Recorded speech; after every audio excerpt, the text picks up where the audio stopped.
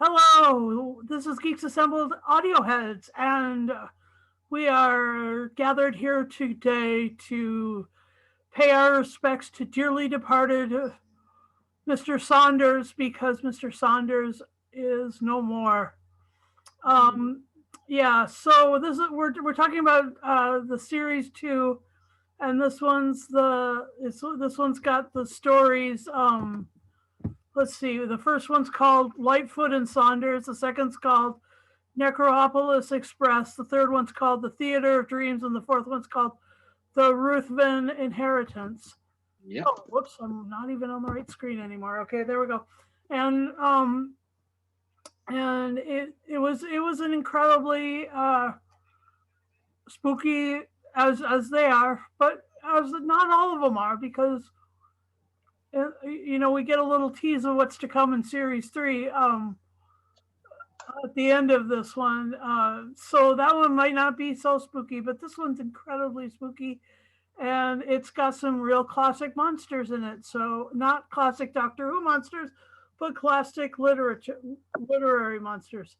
So Yeah. I'm just wondering what Lee has to think about this because it's Lee and me three times this weekend, and we're just gonna or Lee, me, and Ethan for a total this Yeah. weekend. So that's our geeks assembled. So please, Lee, tell me what you think. Um, as a whole, it's a nice little box set, series two of Jago and Litefoot. Hold it up. Um, yeah, nice little box set there. Thank you. And then you've got the separate stories. But, what do you want to do? Do you want to go just each story along, or Well, just yeah, well, we've with this, Christopher Benjamin and Trevor Baxter. If you're fans of the classic series of Doctor Who, they played yeah, great. two characters in the classic serial Talons of Weng Chiang of Jago and Lightfoot, and 30 odd years later, they reprised the characters on audio for Big Finish, So which good. was such a success that they did box set after box set until the sad passing of Trevor Baxter a couple of years ago. I think they got to about 13 box sets in total. Yeah. So, and this one we're discussing is the second box set, series two, with guest star David Collins, who is no longer with us as well. He passed not so long ago, and also Simon, what's his name? Simon Williams, I think his name is, who appeared in many UK TV shows, including Doctor Who. Yes. Play in the Sylvester McCoy Dalek one, Remembrance. But, and he also plays the same character from that Remembrance in Big Finish's Countermeasures series, but he's playing a different character in the last story of this box set. Yeah, I enjoyed it. As you said, it's a traditional monster, well, vampires, shall we say? Yeah. Yeah. Let's So go far, vampires. no Let's go spoilers. vampires. Everybody's listened to it so far. Yeah, I mean, yeah, vampires in this one, and really well done. Very sinisterly done. David Collins playing the lead villain in this box set, but you do get the feel of the Victorian era. And as I've said many times before, I just love anything set in the Victorian era. The foggy streets, the horse-drawn carriages, Oh yeah. stones. I love stuff like that, and it just comes across so well on audio. So that's my opening thoughts of the box set as a whole. So what about you, Susan, as a whole of the box set? As a whole, the box set. Well, it starts out with a vampire story. Then it goes into a story Uh, about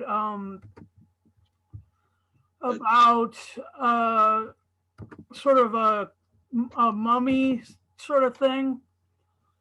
A place where dead people are and bodies coming and going and stuff like that, and the morgue filling up and stuff like that. And so then it goes to a theater of dreams, and it's very much like Commedia d'arte in Paris. Also, like the Anne Rice comedian or Theater of the Vampires, which you see in Interview with the Vampire, but you also have read about it in all of Lestat's stories, and so that was amazing. That was really really amazing. You didn't know where you were in that one, and then the Rovern, what's his name? So let me check this out for a second. The Ruthven, sorry, Ruth. Uh, The Ruthven Inheritance. Inheritance is about what you can get when you inherit a lot of stuff. Anyway, so like monsters of our imaginings, and very perfectly set in Victorian England, really nice. And you never run like Collins would never run into Saunders would never run into Collins's other character from Doctor Who because of the 200 or 150 years difference. Anyway, good, really good stories. Lots and lots of interesting action and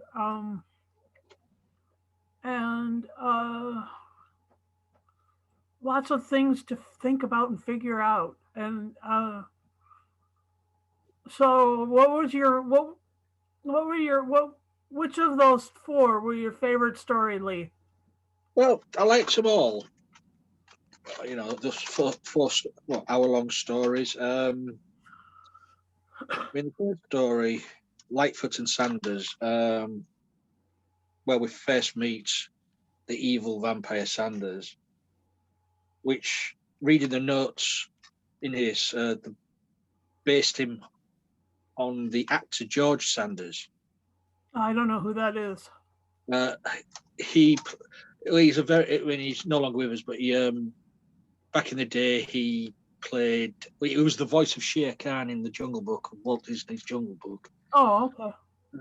He played the original Mr. Freeze in the Batman TV series, stuff like that. But he was a big movie star.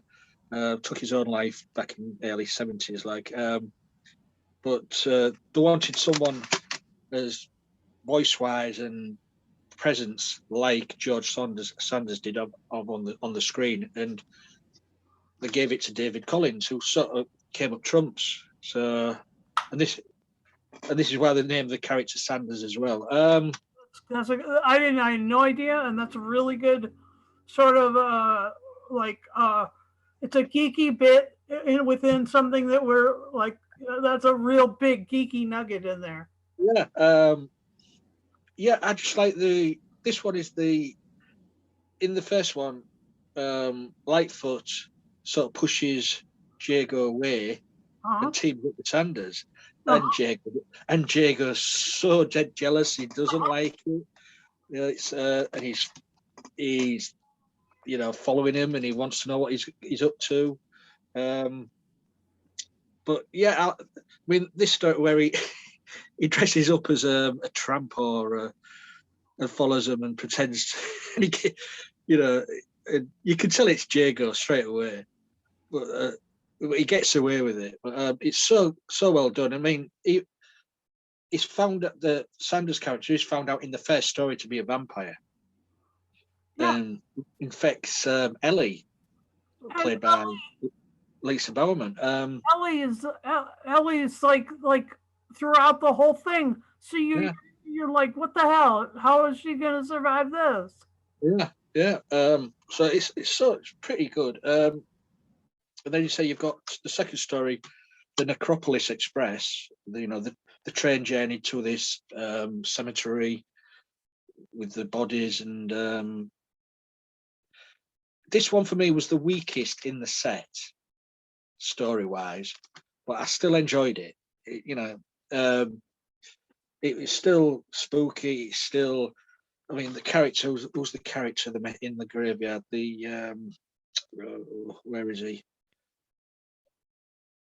Ruben Maud, so I think it was, played by Vernon Dokchev. This is where he's a doctor as well, who supposedly has got a cure for Ellie's predicament. And at the end of it, they get the book, and Litefoot takes Ellie away and tries to get a cure for her, because she's been turned by Sanders in the first story. And that's the ongoing sort of arc in this, is they're trying to save Ellie, but Sanders is ever present. And then you've got the third story, for me personally, is my favourite one out of the four, the Theatre of Dreams. This is so well done. And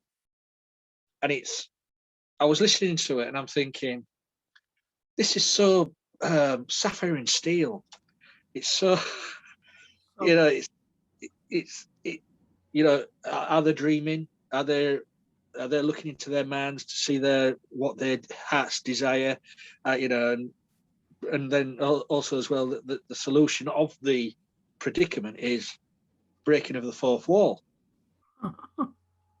It's so damn good, because it just carries on, and then there's one scene after another scene. You think, oh, this must be. Oh no, this is it. They're still in the dream. They're still doing this.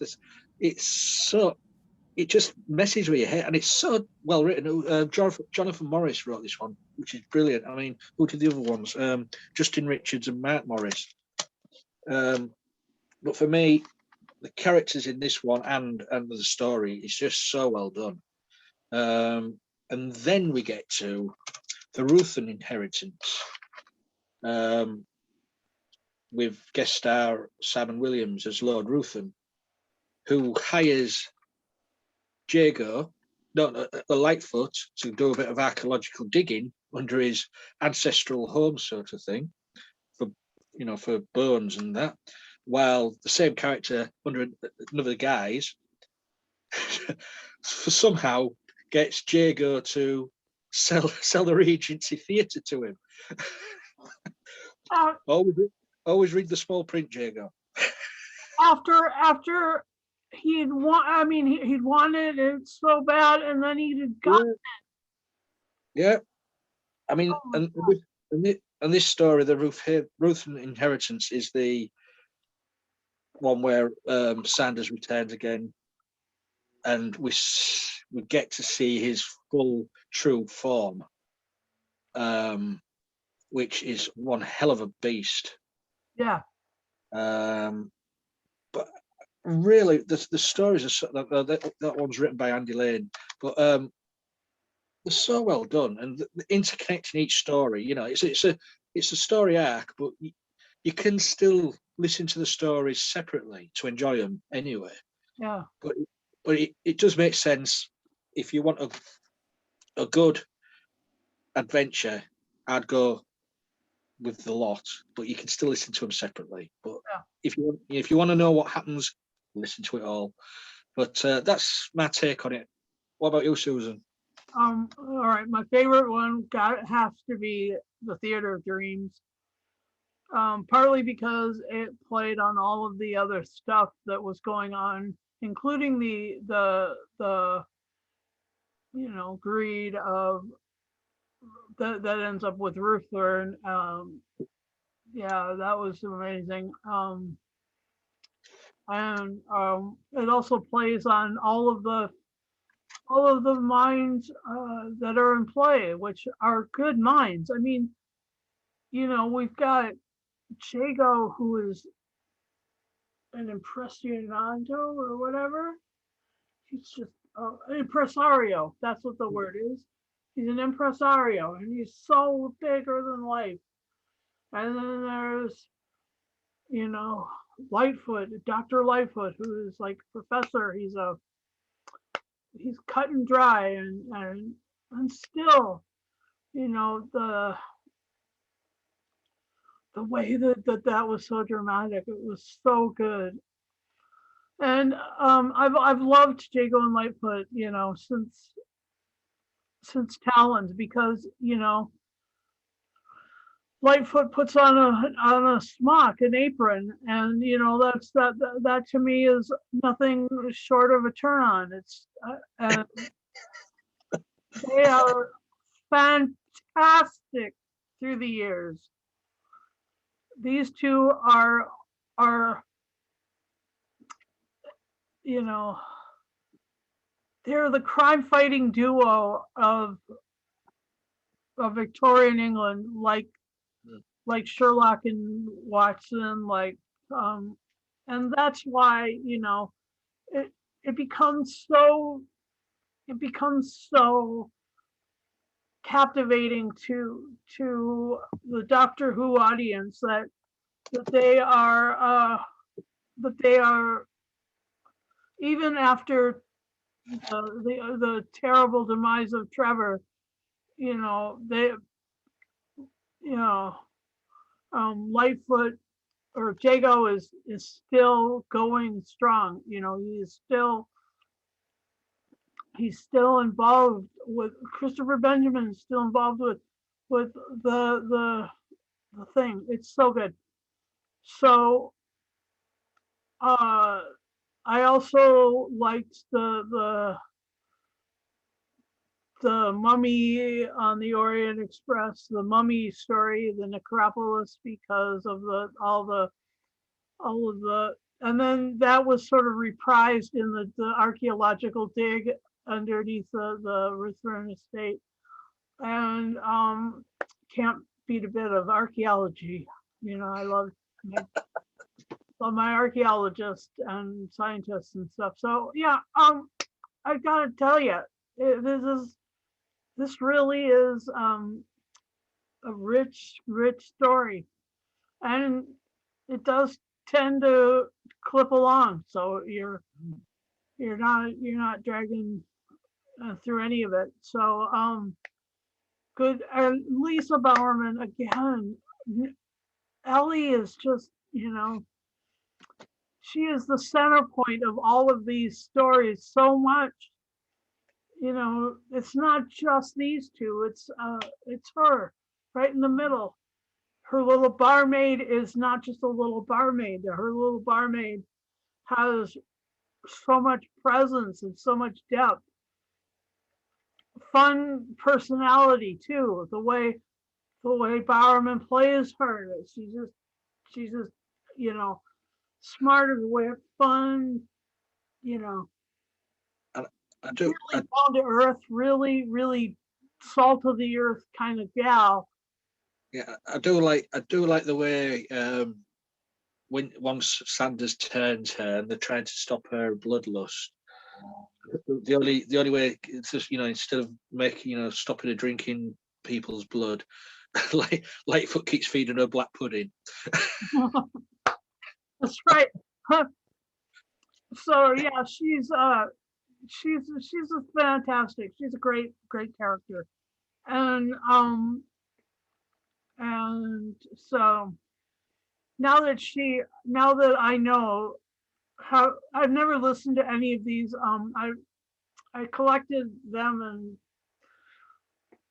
working with Lee here and Geeks Assembled has given me a reason to go back and listen to what I have. And man, this one's great. And you know, I'm just glad for the presence of Ellie, and such a great story. So without further ado, or do you let me ask you, is there anything else you'd like to talk about? Yeah, well, I say it's Jago and Litefoot work so well together, but the actors, Trevor Baxter and Christopher Benjamin, just bounce off each other. And it's like we've been working together for years and years. And the way these audios and the other Big Finish audios, they do get great actors in for the supporting cast and guest stars. And the writing is so well good, really well done. I've got to give a big thumbs up as well, because you've also got what's the actor's name playing Quick, Conrad Asquith. There's the police sergeant Conrad Asquith, who was in Talons. Oh, as a I think he was just a normal police officer back then, but I think he's been promoted to sergeant for the audios. If I can remember rightly. Just look on the. Is he a sergeant? Yeah, he's a sergeant. Sergeant Quick. So, but yeah, he appeared in the original Talons of Weng Chiang as just a normal officer, and now he's a sergeant. So they've got another actor from the original 1977 or whatever it was. But yeah, I loved it. And as to say, Sanders gets his comeuppance in the end, as all vampires do, via running water. So good. But the sort of cliffhanger cameo at the end, I think people know what happens anyway, because they say they've done about 13 box sets. This is only the second. There's a knock at the door, or the doorbell rings, and Leela stood there. Leela from Doctor Who. Yeah, but when like she's an older Leela. Ah, is it? Because I listened to the 5th disc, which is like a behind the scenes thing, and the people were saying this is the Leela from 1970s summer, from Talon's Town. Oh, so this was right after that? Okay. Yeah, it's not. This isn't the Leela of Gallifrey. This is Leela with the Doctor Leela. Oh, okay. But it doesn't explain. Well, it doesn't explain why she's there, and it doesn't explain why isn't the Doctor with her. We'll find out. But wasn't really expected, because she's not really advertised. She's nowhere credited on any of the things. Right. Been in this. They snuck her in, and so apparently the series 3 is going to be all about Leela and her involvement there. Right, I see. Yeah, well, I've got series 3 somewhere, but it was just so interesting to dust this down and give it a listen. I really enjoyed it. Yeah, well, I'm glad you listened to the behind the scenes too. I had missed that. Mm-hmm. I did not have time. There literally was just enough time to finish the 4 hours before our Friday, which didn't happen. So we are recording all of these on Saturday. So you'll receive them all throughout this week, and like there is a I was there must have been some more stuff in there, but I was just enjoying the stories. So yeah, I'm not like sussed. I'm not going to go back and re-listen to the whole behind the scenes stuff. But anything else, Lee? No. I just enjoyed it. I just love the macabre. If it's macabre, if it's Victorian, I'm all up for it. You know what I mean? I know you. That's true. And by the way, happy birthday. Let me be 21 again. Oh, really? So, what's your final say and score? And first of all, wait a minute. What do you want to score it each one separately or the whole thing? I can do them separately and the whole thing. Okay, let's do all of that then. Right. So we've got the first one, Litefoot and Sanders. Brilliant, brilliant. I would give this one an 8 out of 10. And I'd give it an 8.5. So the next Right. one. The Necropolis Express. This is one what is the least favorite of mine on this, but I'll give this a 7. Yeah, I'd give this one an 8. All right. Theatre of Dreams. It's got to be a 10. Yep, that's a solid 10. And the Ruthven Inheritance for me is also, I would give this an 8. Yeah, I'd give that one a 7.5. That one was not. No, it wasn't as good as the rest for me. But as a whole, the box set, it's a 10. It is a 10. Yes, it is. There it is. Well, thank you for watching our review of Jago and Litefoot and the second series. And we'd like to invite you to go for a beer at your local pub. Perhaps you'll run into Ellie there. If she's still a vampire, she may still be around. And please do,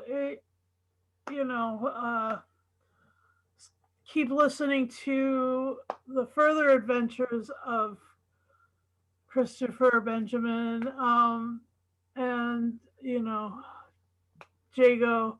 I just want you to love that character a lot and keep going with it. We did review Merry Christmas, Mr. Jago for Christmas this year, and he was with the Paternoster gang. Lee doesn't like like the Paternoster gang, but whatever. It's Victorian, it's fun, it's whatever, it's good. And there's humor there, and it's more slapstick than it is a Jago and Litefoot macabre story. This one's hit all of Lee's hot buttons. So we're just glad that he came along for the ride. And Love it. And thanks, and please subscribe to our channel and hit the bell for notifications. We've got material coming out 3 times a week. It's so exciting. Anyway, please join us on social media. We got Facebook, Twitter, and Lee's Instagram, and we have a Tumblr, and we have a bunch of. And our Facebook group is where you can connect with us to join us, because we'd love to have you along for the ride. But if you just want to watch our stuff, that's fine with us. We're great with watches, and we're great with subscriptions. Please do keep doing that. That's a good thing, because we like you and we want to entertain you. So yeah, it's his birthday. Just go with this thought. So thanks for watching and have a great day. Bye.